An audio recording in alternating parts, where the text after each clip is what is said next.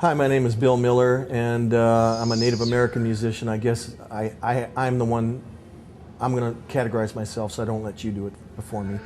But I grew up on an Indian reservation in northern Wisconsin. My music is strongly influenced by Native America, but I'm influenced by blues. I live not far from Chicago. I went to Maxwell Street, which is historic in the change of blues becoming electric. The first trip to Maxwell Street was in the 60s, then in the 70s, and I just went down there and studied some incredible blues players. So I'm into blues, I'm into folk music, I'm into rock and roll. Lately I've been into listening to classical music, but all music is of the Creator, and I just love great music in general, and it's given me a platform to speak my heart and my mind and my faith through instruments, guitars, native flutes, percussion, and my voice. And it's been an awesome journey through life being a musician. Well, the first time I thought that music would be an essential portion of my life was, I think I was about 23 or 24 years old. I'd already been married for a few years and we had our first child. I started playing music when I was 9, but then it was when it first came to me, it was just, it was a lot of fun. It was a good hobby, like some kids collect arrowheads or quarters or whatever they do. I wanted to play music. I played guitar and played trumpet, actually. But by the time I reached the age of 23, 24, I started realizing, because I couldn't get away from music. I was going to art school at the same time, trying to get a degree, thinking that I should follow the formula as everyone else did. Just get my degree, just be a teacher, just get a house, white picket fence, whatever. But no, I felt a calling. That's the way it was like, you're called to do this. You're not a mechanic. You're not a good mechanic. I'm still not. You're not a good mathematician. You're bad with money, but you are good with a guitar. You can write a song. And so I felt a calling at that time. That's when I started to realize that all the years that I've been listening to music on an AM radio from an Indian reservation. At that time, when I was a kid, they used to play Perry Como, Frank Sinatra, Barbra Streisand, the Staple Singers, Jimi Hendrix, Janis Joplin, the Rolling Stones, the Beatles, and again back and forth, Petula Clark and George Jones and Johnny Cash and Lynn Anderson, and I was listening to it all. It was like listening to unformatted radio at the time.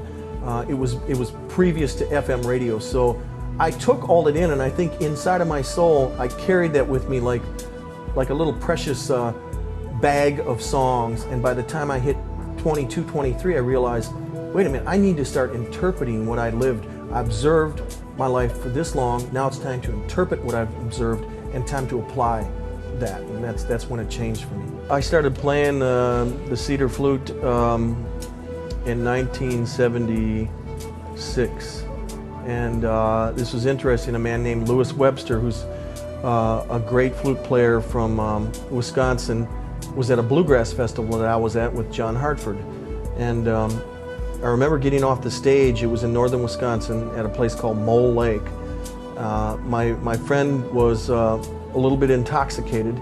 He's a few years older than me, and he was carrying a couple of flutes with him, and he was trying to sell them to these bands for pretty cheap just to get money to get home. And I said, Louis, what do you need? He goes, I need to sell these flutes, man. I go, for what reason? I said, those are beautiful handmade flutes. One had a loon's head on and a duck's head hand carved, and he's a master flute maker. I said, well, how much do you want for it? He goes, I'm trying to get like $40 or something. I go, well, I got 60, and I said, I'll give you a ride home. So anyways, I gave him $60. Now the flute now would probably go for $1,000. It was super hand carved with a loon on it. I still have it. And then as I took him home, he explained to me, he sobered up, explained to me why he makes the flutes, why the wood is this way, why he does this, and gave me a lesson that evening on playing the flute. Not for the commercial world. This was pretty awesome.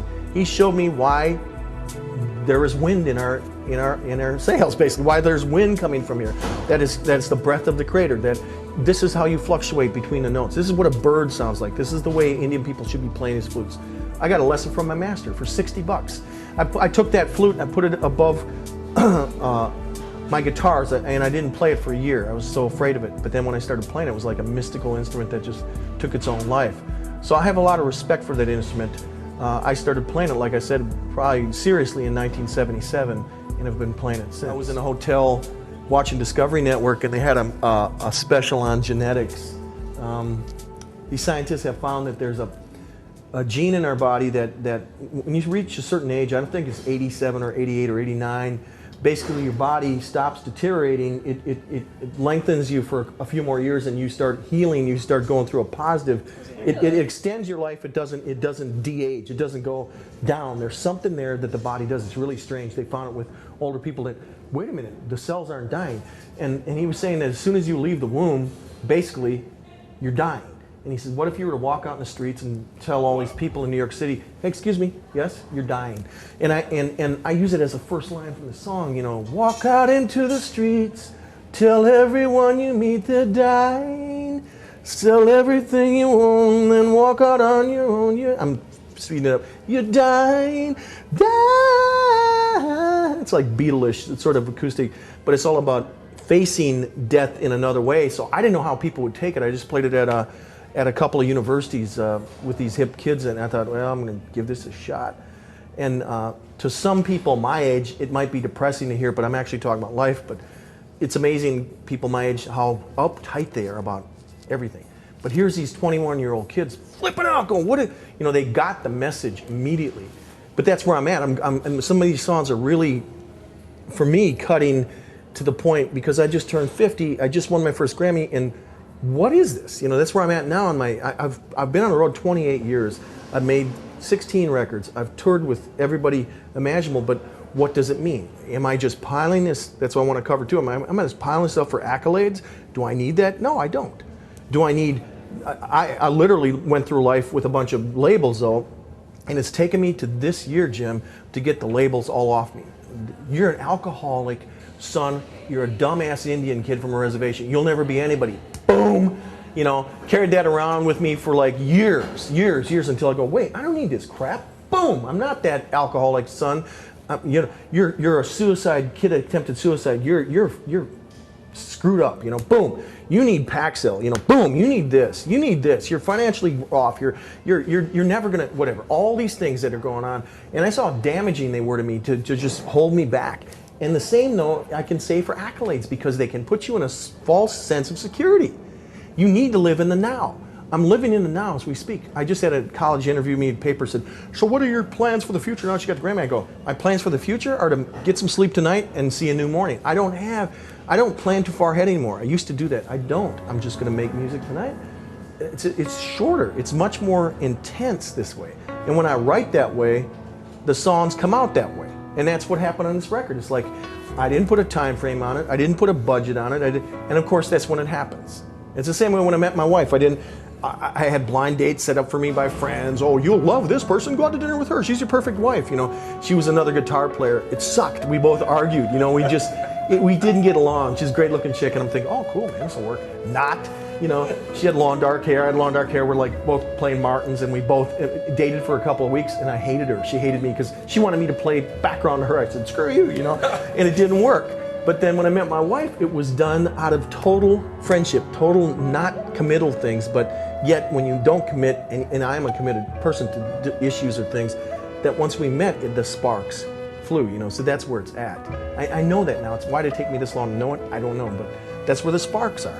It's in that moment. It's as a filmmaker, as anything else. If you can't capture that, your film's dead. It's just nothing but a bullshit documentary or something just really bland. It's when you're catching sparks that people are going to care, and it has a life. Recently been listening to Nick Drake, who I got his first album in 1975. He had died just a few years before that. Nick Drake, I've been listening to Philip Glass. I used one of Philip Glass's pieces called Koyaanisqatsi. I actually used it to influence me on an instrumental piece. What I did was I listened to his music first for hours. Then I took the film and I set it up in the studio, and I shut Philip down, and I just used his imagery because I like playing the imagery. But I really love Philip Glass. I listened to him. I listened to a lot of jazz. I listened to recently to the new Stones CD, which is excellent. I listened to the Beatles continuously, different things. I loved Anthology because it gave me an insight into their heart and where they built their songs. Sometimes I don't listen to anything in the car. I'm in a lot of rental cars, and people just ask me that, what do you listen to? Well, the only thing I listen to is silence sometimes, because I like driving for 3 hours to Boston, because sometimes people don't know how to be still and listen to the wind or traffic. My head's going in its zone. But what I listen to is tribal music. I listen to the chants and the drum, and it just gets me in a mode, man, because there's a certain hypnotic beat and a trance beat to Native music that I relate to. I grew up with it. So I listen to that. I don't listen to the radio. Well, I listen to Radiohead. I love Radiohead. But other than that, I'm really trying to forcefully limit myself on listening, because I don't want too many influences. You know, I don't want to, because I'm so into everything that sometimes I need to corral myself and say, hey, what are you about, Bill? So then when I finally go in the studio, I'm not coming off as a copycat pop machine or trying to see what Sting's doing next or whatever. Who's the hot actor, whatever. I don't want to copy them. I want to identify with them. I want to observe what they're doing, because there are masters that I could go through, but these masters that I've listened to are, like I said, older music.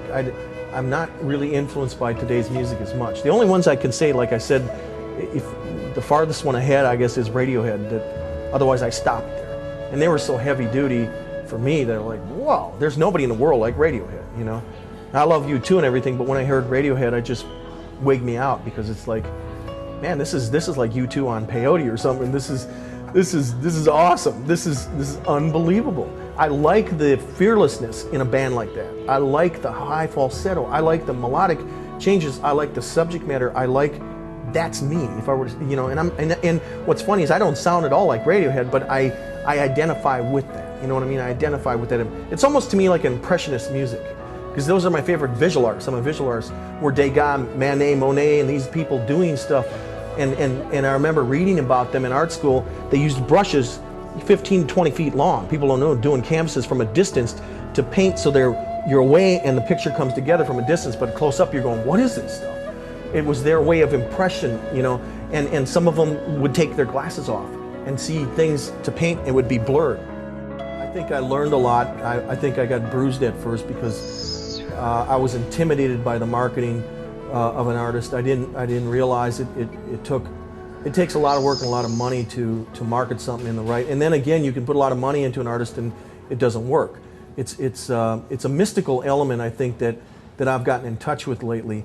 So at first I disagreed with marketing strategies, and before I knew it, Tori Amos was calling me. She called me back in I think it was 1994. I got a call out of the blue. And I didn't know Tori from Adam, but I knew she was famous. And right then the marketing guys backed off and said, Tori wants you to do a 6-month tour with her. I thought, excellent, this works. Nothing to do with the record company, nothing to do with some A&R guy. It was an artist to artist. And ever since Tori and Pearl Jam and these people that have gotten in my life, it was artist to artist. It was never an A&R guy setting this up, even though they may think they'd like to, but they didn't do it. In my life, it's been that way.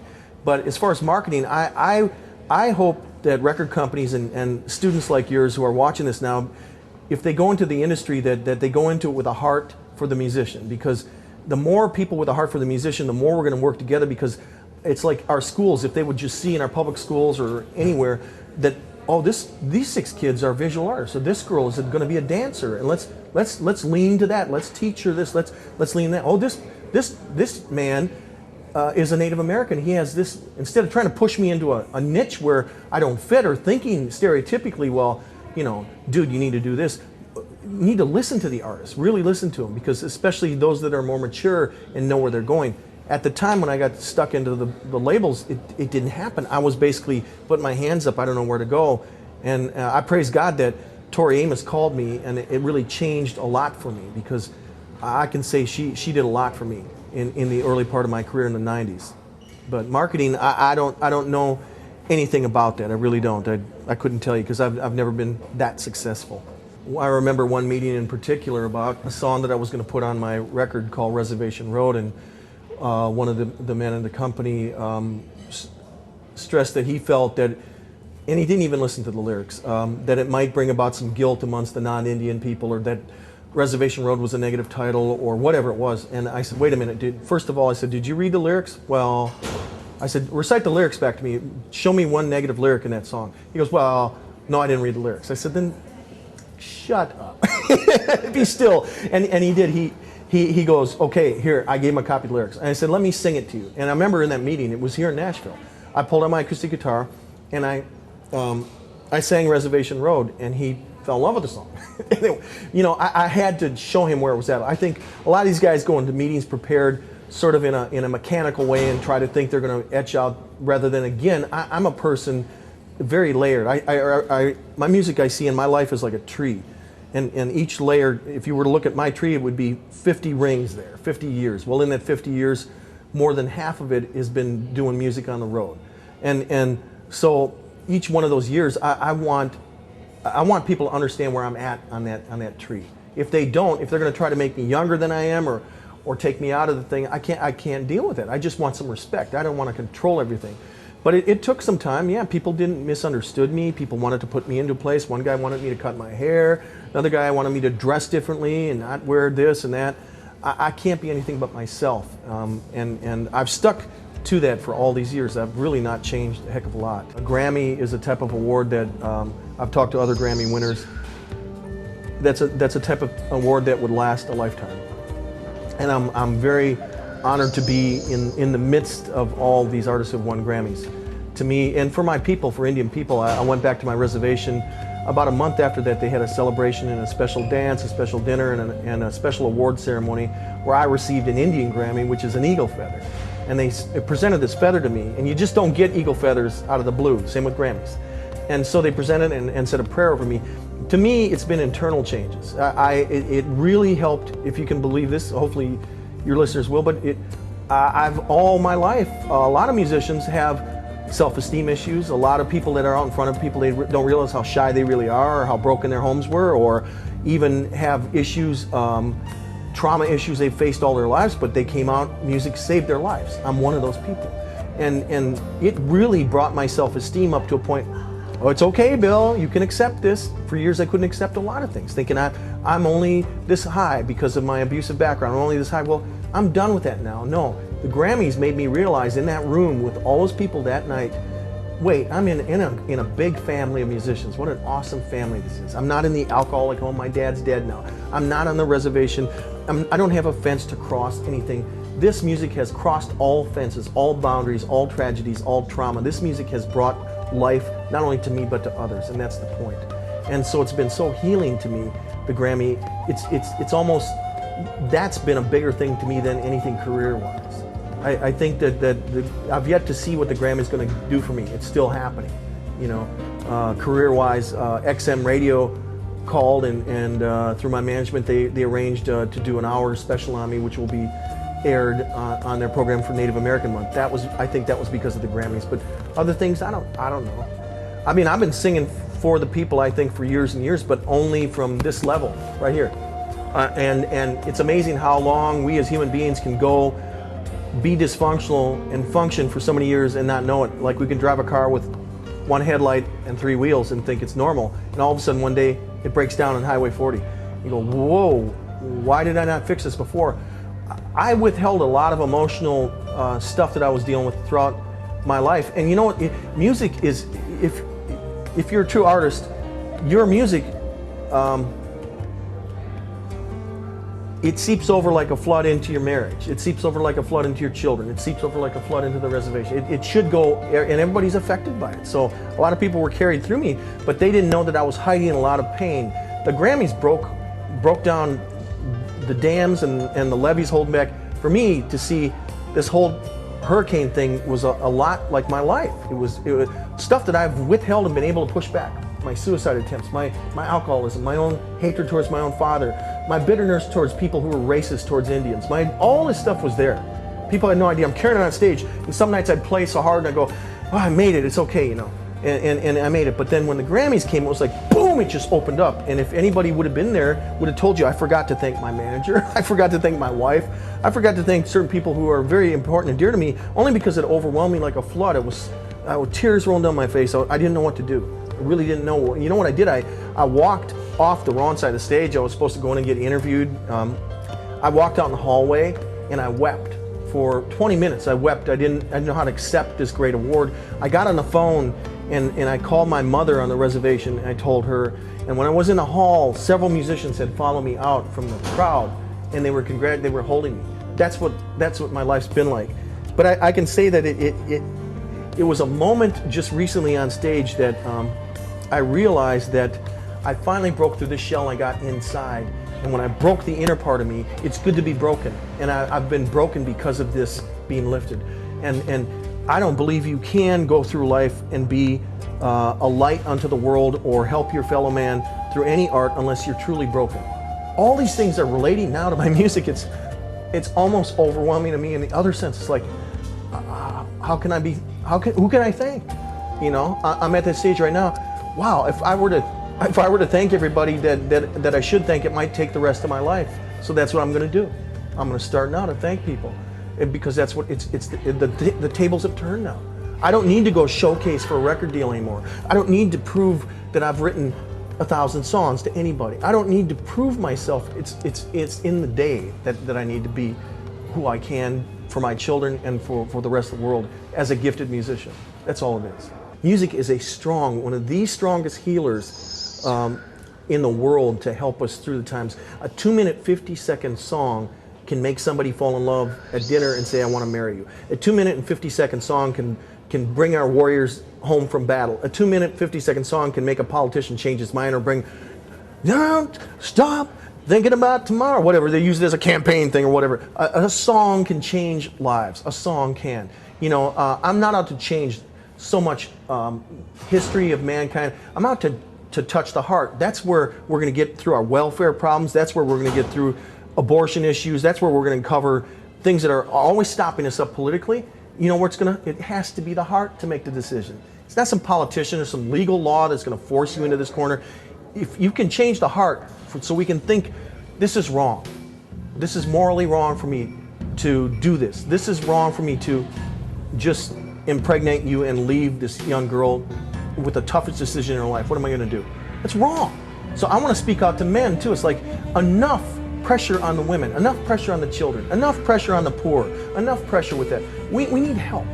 And it's always music. I can get out with that. So I consider myself now part of the healing process. I'm just a healer as well as a musician.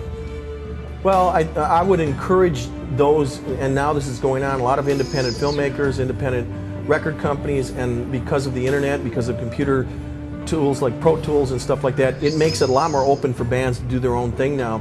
And what happened was, before I was on a major label, I already put out about 3 separate recordings that were independent label. So I was already established on the road. I had a little fan base, you know, whatever. And I was already into touring. So I already had a lot to back me up. And I would encourage artists as they grow to get, before you go, it's like anything, before you jump in and say, I want to marry you, you need to work some issues out. It's a big commitment. Same with a record deal. It's a major commitment. It's like signing a major bank loan. You're going to be stuck for a while. So I would encourage them to do things independently. I think that's what made me a stronger artist when I finally got signed to a major label. I knew the business a bit. I went independent for a while, so I knew how to make a recording. I could answer questions a little easier. I was a veteran already by the time I made it on the major labels. You have to surround yourself. I'm not a good businessman, so if I was, I would be doing more for myself, but I recognized right away my strengths and my weaknesses, and that's a weakness for me, finances. So you surround yourself with great business managers, and eventually you can find those at certain levels. Now, if you're at a beginning level and nobody's really believing you or seeing you for what you are, then you need to have your wife or your brother or somebody help you along the way, which is fine. But when you get up to a major label, then yeah, I had guys trying to be my agent, my manager and stuff, and you have to pick right people for that. So they're the ones now that are doing that for me. They're counsel, they're strong counsel. They're like, to me, I relate to that as a tribal person. In our tradition, in our tribe, pretty much the Mohicans were matriarchal, and the women made the final decisions. Their decision was very important. They would go to the women in charge at the end of it, but they would have every tribal member agreeing before they would step into war against another nation. Every tribal member, as far as on the council goes, that were voting members had to vote on it. If one was off, they'd wait a week or so and go into it again. And if it seemed like they didn't want to go, then wouldn't go. So that's the way I work things. I work with my my people, so to speak, now, I'm not an independent artist. I am somewhat, but I'm interdependent. That word works in this business.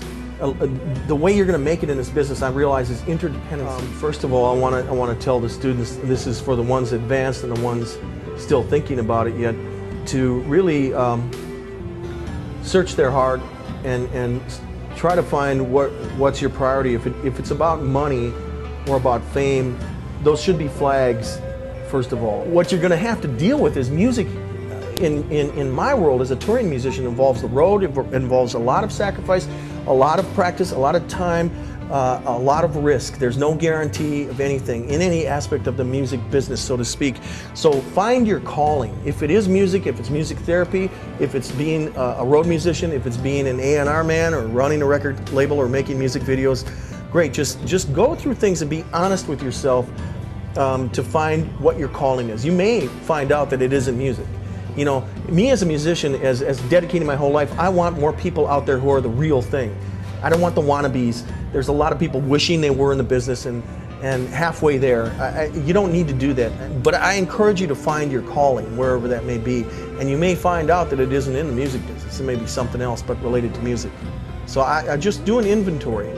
And I think if you're honest, you can find out. And then get ready to experience. I would say move to a music center, whether that be Nashville, New York City, or LA. I would say move in and take your time. I found mentors in John Hartford, John Prine, Arlo Guthrie, Michael Murphy, and then eventually moved up to Pearl Jam and Tori Amos, hung out with these people, not just from a distance, was with them, was speaking to them, questioning them. These people all have helped me. They didn't stop me from advancing in my career. They just helped me along the way. That's who you need to speak to. You don't need to go to Ramada Inns and find the Ramada Inn band and hang out, get drunk and listen to them do cover songs for 6 hours. You need to go into the real zone, the war zone. You need to talk to the real thing. So don't accept counterfeits. Take the real thing.